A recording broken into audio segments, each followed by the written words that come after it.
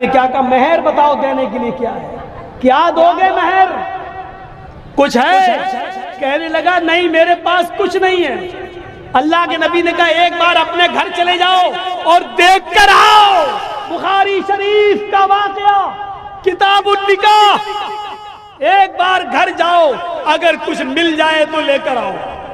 وہ گیا اور واپس آیا، کہتا اللہ کے رسول میں گھر گیا، گھر میں لوگوں سے پوچھا، اپنے گھر والوں سے پوچھا، گھر میں کچھ نہیں ہے، ایسی چیز ہمیں نہیں ملی کہ میں اس کو مہر دے سکوں۔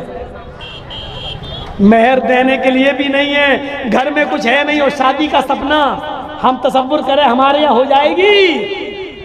اللہ کے نبی نے کہا اچھا ٹھیک ہے کوئی بات نہیں، ایک کام کرو ایک بار اور گھر چلے جاؤ۔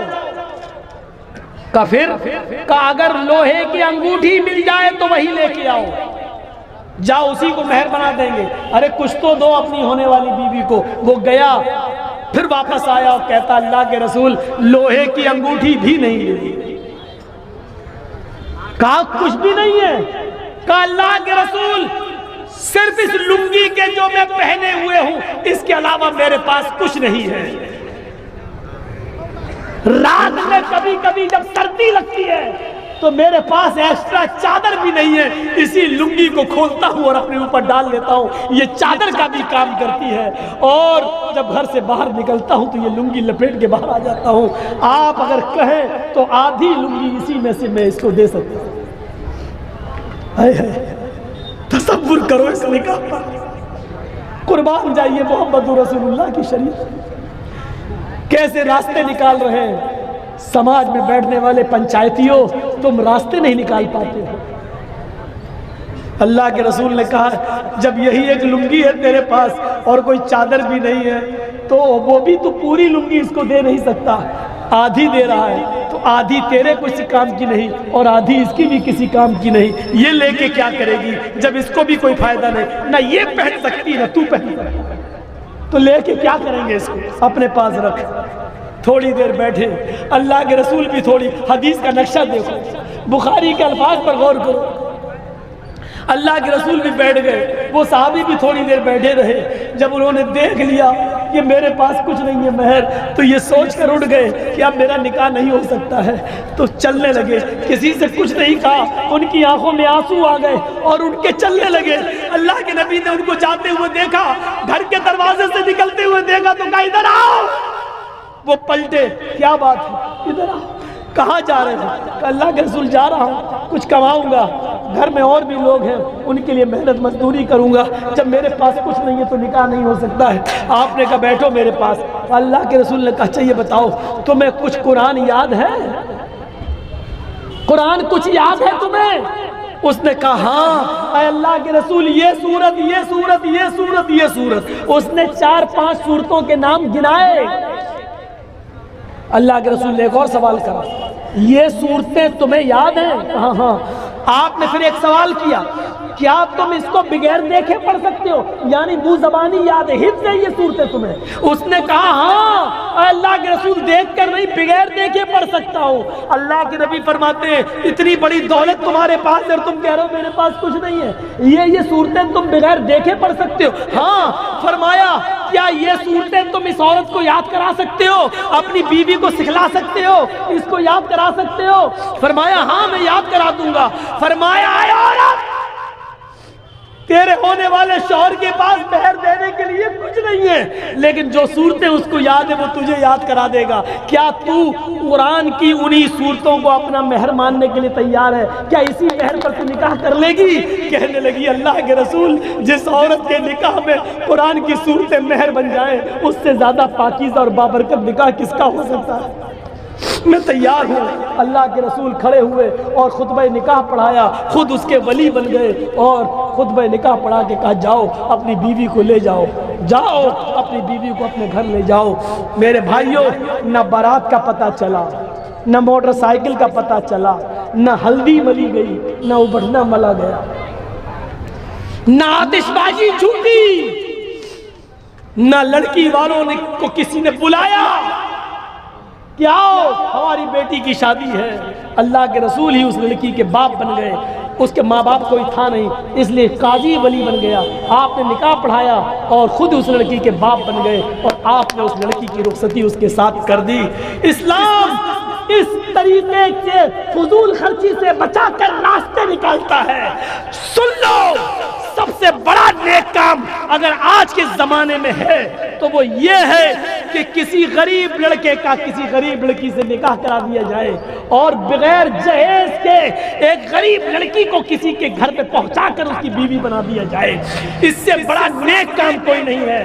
سماج کے لوگوں، نظریں ڈالو تمہارے سماج میں کتنی لڑکیاں صرف جہیز نہ ہونے کی وجہ سے گھر میں بیٹھی ہوئی ہیں، موٹر سائیکل نہ ہونے کی وجہ سے ان خوبصورت لڑکیوں کی نکاح نہیں ہو رہے ہیں، جہیز نہ ہونے کی وجہ سے ان کی شادیاں نہیں ہو رہی ہیں. سماج والوں، جس طرح مدرسے چلانے کے لیے اٹھے ہو، مسجدیں بنوانے کے لیے اٹھے ہو، اسی طریقے سے لڑکیوں کا گھر بسانے کے لیے اٹھ جاؤ اور ان کا نکاح کرا کے بہت بڑی ذمہ داری سے آزادی حاصل کرو، ورنہ قیامت کے دن تم اپنے آپ کو کبھی معاف نہیں کرا سکتے. یہ تھا نکاح اور یہ تھی شادی. آج ہماری نوجوان نسل ہائے ہائے فضول خرچی میں جب بڑھی تو اتنی بڑی، میں آپ کو کیا بتاؤں.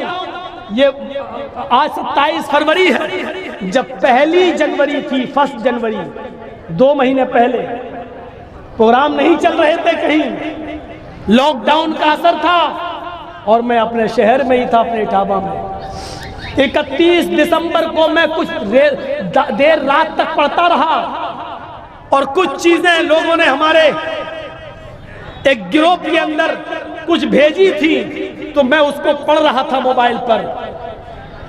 کیا ہے؟ میں نے سوشل میڈیا پہ تھوڑی سی نظر ڈالی. آپ یقین مانیے، جن لوگوں کے سروں پر NRC اور CAA کی تلوار لٹک رہی ہو، یہ مسلمان اور اس کی نوجوان نسل، غور کیجیے آپ. 31 دسمبر کے رات کے 11:55 کے بعد جو منظر سامنے آتا ہے وہ کہیں اور کا نہیں. میں آپ کو یوپی کا منظر بتلا رہا ہوں، اپنے علاقے کا. اور جیسے ہی 12 بجتے ہیں اور 12:10 میں مجھے پتا چل گیا، میں اپنے گھر پہ ہی تھا اور مجھے پتا چل گیا کہ جرجیت صاحب، جس بستی میں آپ رہتے ہو اسی بستی کے اندر جشن منایا گیا 1 جنوری کا رات کے 12 بجے. جو تمہاری نصیحتیں سنتے ہیں جمعے کے خطبے میں آگے بیٹھتے ہیں، انہی لوگوں نے ڈانس کیا ہے، ڈانس. میں نے پتہ لگانے کی کوشش کی تو میں اس وقت کانپ کے رہ گیا جب پتہ یہ چلا کہ اس میں صرف نوجوان لڑکے ہی نہیں بلکہ 1 جنوری کو رات کے 12 بجے اس سماج میں رہنے والے لڑکوں کے ساتھ ساتھ لڑکیوں نے بھی شراب پی اور پھر ایک دوسرے کے ہاتھ میں ہاتھ دے کر شراب کے نشے میں ڈانس کیا اور ناچا. اور یہ سب کرنے والے غیر مسلم نہیں، مسلمان تھے اور ہمارے اپنے تھے. کہاں جا رہی ہے ہماری سوسائٹی؟ جس علاقے میں رہ کر 20 سال میں نے خطبے دیے ہو، جس مسجد میں جب میں اٹھاوا ہوتا ہوں تو جس مسجد میں نماز پڑھتا ہوں، جمعہ کا خطبہ میں دیتا ہوں، وہ ہندوستان کی سب سے بڑی مسجد ہے. جماعت اہل حدیث کے پاس اتنی بڑی مسجد پورے انڈیا میں ابھی تک ہمیں نظر نہیں آئی. شاہی مسجد ہے، 600 سال پرانی مسجد، کسی بادشاہ کی بنائی ہوئی. اس محلے کا میں رہنے والا، اسی مسجد کے نام پر ہمارے محلے کا نام ہے محلہ شاہی جامع مسجد. اور اس محلے کے اندر پیروں کے نیچے سے زمین سرک گئی. جرجیت 20 سال تیری تقریر اور تیرے خطبے کا یہ رزلٹ نکلا ہے. یہ صلہ دیا ہے تیری قوم کے لوگوں نے، نوجوان نسل نے، جن کے تم امام ہو، جن کے تم قائد ہو، جس بستی میں تم رہ رہے ہو، شراب کے نشے میں لڑکے اور لڑکیاں کہاں جا رہے ہیں؟ وہ شراب جب حرام نہیں ہوئی تھی تو ایک انصاری نے دعوت کر دی، وہ شراب جو حرام نہیں ہوئی تھی جب، تو مدینے میں ایک انصاری نے دعوت کر دی کچھ صحابہ کی کھانے پر، اور اس کھانے میں حضرت عبد الرحمن ابن عوف بھی تھے اور حضرت علی بھی تھے۔ کھانا کھانے کے بعد اس انصاری نے سب کو کھانا کھلایا، اور کھانا کھلانے کے بعد کھانے ہی کے بعد شراب رکھ دی۔ صحابہ کرام نے شراب بھی پی لی کیونکہ حرام نہیں ہوئی تھی اس وقت، اور جیسے ہی شراب کے نشے میں آئے تو اسی وقت نماز کا ٹائم ہو گیا، مغرب کی یا عشاء کی، اذان کی آواز آنے لگی۔ اس انصاری نوجوان نے جس نے دعوت کی دی اپنے گھر پر، اس نے وہیں پر چٹائی بچھا دی اور کہا کہ لوگوں، ہم نے اور تم نے شراب پی رکھی ہے، اس لیے اس حال میں مسجد میں نہ جائیں، یہی نماز پڑھ لیتے ہیں۔ ایک صحابی کو نماز پڑھانے کے لیے کھڑا کر دیا اور باقی سارے صحابہ اس کے پیچھے نماز پڑھنے لگے۔ راوی کو شک ہے وہ مغرب کی نماز تھی یا عشاء کی، اور نماز کی نیت جیسی باندھی، اللہ اکبر، ثنا پڑھنے کے بعد تلاوت ہونے لگی، اور قرآن کی یہ 7 آیتیں تو بالکل صحیح پڑھ لی گئی۔ الحمدللہ رب العالمین الرحمن الرحیم مالک یوم الدین ایاک نعبد و ایاک نستعین اہدنا الصراط المستقیم صراط الذین انعمت علیہم غیر المغضوب علیہم ولا الضالین۔ آمین۔ یہاں تک تو اس صحابی نے آیتیں صحیح پڑھی، لیکن شراب کا نشہ جب کھوپڑی پہ چڑھنے لگا تو اس کے بعد جب انہوں نے قرآن کی جو سورت پڑھی تو اس میں گڑبڑا گئے، اور نشے کی حالت میں وہ قرآن غلط پڑھنے لگے۔ سورہ کافرون کی تلاوت کر رہے تھے، قُلْ يَا أَيُّهَا الْكَافِرُونَ لَا أَعْبُدُ مَا تَعْبُدُونَ۔ سورہ کافرون کی تلاوت یہ ہے کہ اے محمد صلی اللہ علیہ وسلم کہہ دو کہ اے کافرو، لا اعبد ما تعبدون، میں ان کی عبادت نہیں کرتا جن کی عبادت تم کرتے ہو، میں ان خداؤں کو نہیں پوچھتا جن کو تم پوچھتے ہو۔ لیکن وہ صحابی گڑبڑا گئے اور انہوں نے قرآن کی آیت سورت اس طریقے سے پڑھ دی، قُلْ يَا أَيُّهَا الْكَافِرُونَ نَحْنُ نَعْبُدُ مَا تَعْبُدُونَ۔ اے کافرو، ہم بھی ان کی عبادت کرتے ہیں، ان جھوٹے خداؤں کو ہم بھی مانتے اور پوجتے ہیں، جن کی عبادت تم کرتے ہو، جن کی پوجا تم کرتے ہو، ان کی ہم بھی کرتے ہیں۔ قرآن کا معنی ہی بدل گیا، آیت ہی غلط پڑھ دی۔ اللہ اللہ کر کے کسی طریقے سے نماز پڑھ لی گئی، لیکن یہاں نماز پڑھی، وہاں اللہ تعالیٰ نے جبرائیل کو بھیجا اور محمد رسول اللہ کو باخبر کر دیا۔ قرآن کی آیت نازل ہوتی ہے، یا ایھا الذین آمنوا لا تقربوا الصلاۃ وانتم سکارى حتی تعلموا ما تقولون۔ اے ایمان والو، تم اس وقت تک نماز کے قریب مت جایا کرو جب تم نشے میں ہوا کرو، جب تم شراب پی لیا کرو تو تم نماز نہ پڑھا کرو، اور اس وقت تک نماز نہ پڑھو جب تک کہ تم نشے میں ہو۔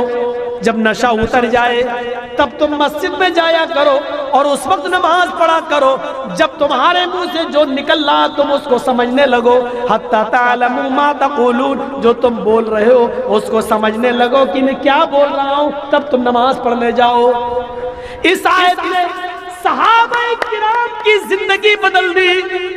یا اللہ، اب ہمارے یہ دن آ گئے، اب ہمیں اللہ تعالیٰ نے یہ کہہ دیا کہ تم نماز مت پڑھو جب تم نشے میں ہو، یعنی نماز کے لیے روک دیا گیا۔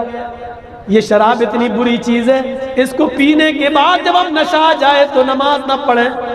یا اللہ ایسا کیسے ہو سکتا ہے؟ کیا ہم شراب پی کر نماز کو چھوڑ دیں یا نماز کے لیے ہم شراب کو چھوڑ دیں؟ دونوں میں سے ایک چیز چھوڑنا پڑے گی۔ کیا میں شراب پی لوں تو نماز چھوڑوں یا نماز کے لیے شراب چھوڑوں؟ صحابہ کا ایمان اتنا مضبوط تھا، کہنے لگے اے اللہ یہ کیسے ہو سکتا ہے کہ میں شراب پی کر نماز چھوڑ دوں؟ اے اللہ ہزاروں شراب قربان لیکن نماز کو قربان نہیں ہونے دوں گا۔ اب صحابہ نے ٹائم ٹیبل چینج کر دیا اور وہ اب دیکھتے تھے کہ ظہر کا وقت قریب ہے تو شراب ہی نہیں پیتے تھے۔ نہیں ظہر کے بعد پیئیں گے، نماز پڑھ کے آئے، نہیں پہلے کھانا کھا لو، ابھی شراب پیئیں گے تو گھر میں اچھا ہی لگے گا، ابھی کھانا کھا لو۔ کھانا نہ کھایا، کھانا کھانے کے بعد تو نیند اپنے آپ آنے لگی۔ عرب کے اندر قیلولے کی عادت تھی، سو گئے، ارے نیند تو ایسی آ رہی، شراب پینے کی کیا ضرورت ہے؟ اب اٹھے چلو اب پی لے شراب، ارے اب کیا پیے، اب تو عصر کی نماز کا وقت ہو گیا ہے، اگر پیئیں گے تو نشہ آ جائے گا، نشہ آئے گا تو پھر ہم شراب ہم نماز نہیں پڑھ پائیں گے اور نماز چھوٹ گئی تو یہ بہت بڑا گناہ ہوگا۔ ہم جان بوجھ کر نہیں اس نے بہت سے صحابہ کی نمازیں شراب چھڑوا دی۔ لیکن ایک مجلس میں جب شراب کا دور چلنے لگا تو انصاری مہاجر انصاریوں کو گالی دینے لگے۔ شراب کے نشے میں انصاری مہاجر کہنے لگے اے مدینے والو تم ہمارے نوکر ہو، اے مدینے والو، اے انصاریو ہم سب سے افضل ہیں، ہم تو محمد رسول اللہ کی قوم کے ہیں، ہم تو قریشی لوگ ہیں، اللہ کے نبی ہمارے خاندان میں آئے ہیں، اس لیے ہم تم سے افضل ہیں۔ انصاری بھی شراب کے نشے میں الٹا سیدھا بولنے لگے، ارے اے مکے والو تم ہم سے بڑے ہو، تم ہم سے اونچے ہو، ارے رہنے کو گھر نہیں تھا، مکے سے نکالے گئے ہو، ہم نے تمہیں رہنے کو گھر دیا، تم بھوکے تھے ہم نے تمہیں کھانا دیا، پہننے کو کپڑے نہیں تھے ہم نے تمہیں پہننے کو کپڑے دیے، اور آج ہماری بلی ہم ہی کو میاؤں، ہماری بلی آج ہم ہی کو گھرا رہی ہے، ہم سے کہہ رہے ہم تم سے بڑے ہیں، تم ہم سے بڑے ہو نہیں سکتے، تم کو پناہ ہم نے دی، اپنے گھر میں ہم نے رکھا تم کو۔